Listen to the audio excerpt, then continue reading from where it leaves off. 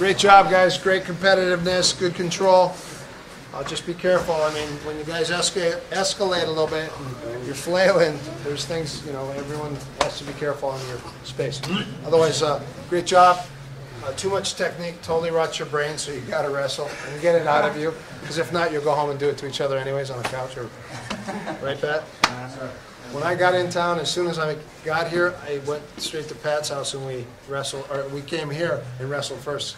Otherwise, all weekend we've been wrestling in his living room and everywhere else. So, anyways, thanks guys for coming down.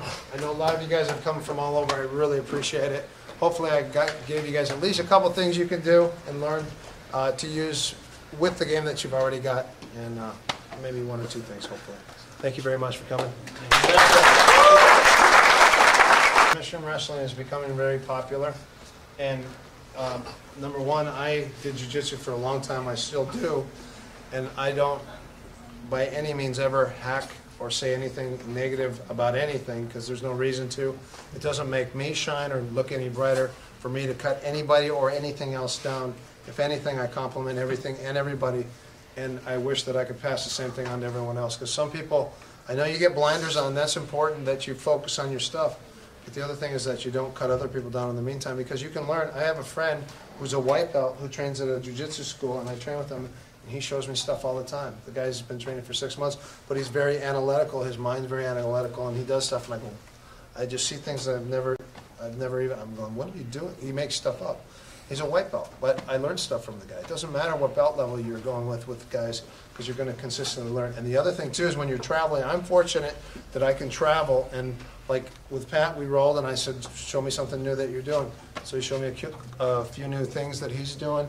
I go to Minnesota, I learn Greg Nelson's group. Greg's got a lot of fighters. They're always doing new stuff. I get to go to Scotland. Scotland's got the top judo fighting team, one of the top in the world. And they're a Newaza group with a gi, and so they show me a lot of stuff. So when I travel, if I was narrow-minded, I'd be trying to show everybody what I know. That's not what it's about, because all I'm here to do is learn. I'm learning watching you guys roll.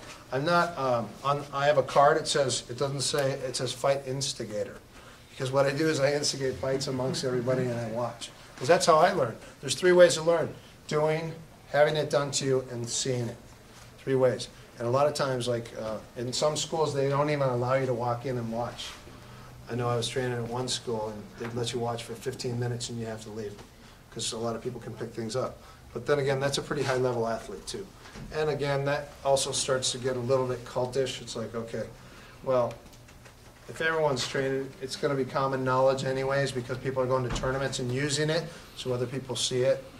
And I got accused in the beginning of teaching Brazilian Jiu-Jitsu in Japan, because a lot of the Japanese guys started doing Jiu-Jitsu from Shuto and other organizations, because I was going over there in the beginning of 1991, 92. So I said, you're teaching the Japanese Jiu-Jitsu? I said, no, I'm not. And you know what it is? It's because they're watching all the other guys fight. They go, oh, I like your style, so they examine it. So everyone's watching everything. You can learn from videotapes, you can learn from DVDs, you can work, like Pride's on next weekend, I'm watching it. I never used to be a fan of the mixed martial arts stuff, because I was always fighting it, and the last thing I ever wanted to do was watch it. I didn't want to watch it, I want to fight. But then all of a sudden I started watching it after I retired. I go, man, this is exciting, because at any given time in the submission fighting, the fight can change. Everyone goes, who's going to win, this guy or this guy? I go, I don't know, because it'll change. In submission wrestling, a lot of times you go, well, if you make a mistake, but most of the time you can kind of choose who's going to win. But in submission fighting, where there's punching and everything, man, the fight can just change at the drop of a hat. You'd never know. But, you know, you're always going to pick your favorites regardless. But the thing is it's exciting, and the sport is exciting. And it is growing. If it wasn't, you guys wouldn't all be training. And the thing is, the submission wrestling complements the jiu-jitsu game. And all the stuff that I try to do is still part of that realm, because I was doing both. I would go train in the morning. I would train in Shuto early in the morning, and then right after that I would go do jiu-jitsu. So I was trying to play one off on each other to see if I could use, and I could not combine the two. And it took a long time before I could understand and say, oh, now this relates to this, because it took a long time before the two. But I was given so much information in Shuto, and I couldn't apply it to my jiu-jitsu game because it wasn't the same. But then eventually things started coming together and synthesizing, and I went, oh, and now the game has changed. And people are mixing and matching anyways now. There is wrestling in jiu-jitsu. Don't tell me there's not, because the first one that ever taught me how to shuck an arm off my neck and catch it was Hickson. That's wrestling. But he uses it, and you know, it is wrestling. The Machados use a lot of wrestling. A lot of the wrestling's combined with it. My theory is if it's grappling, learn it. If it's grappling, learn it. Why not? You know, I mean, obviously there's some things like wristy, twisty things that won't work so much. You think until like yesterday or 2 days ago, I went down to the Raw team and I wrestled with Vladimir. You know, Vladimir the janitor, Marashenko, who fought Tito Ortiz in the last Ultimate. I started out wrestling with him 2 days ago, and he goes like this. He comes out like this. It's just so stupid. It was like keto. He caught me with like keto. He comes out like this. Because you're always going to grab, and he just goes like this. And that was it. And I tapped. And that was it. And I just went, oh my God, he just beat me with Aikido.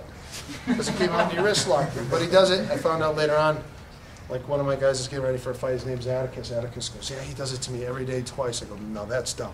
You're getting caught once or twice, but if you're doing it, getting caught twice a day on a regular basis, then you are stupid.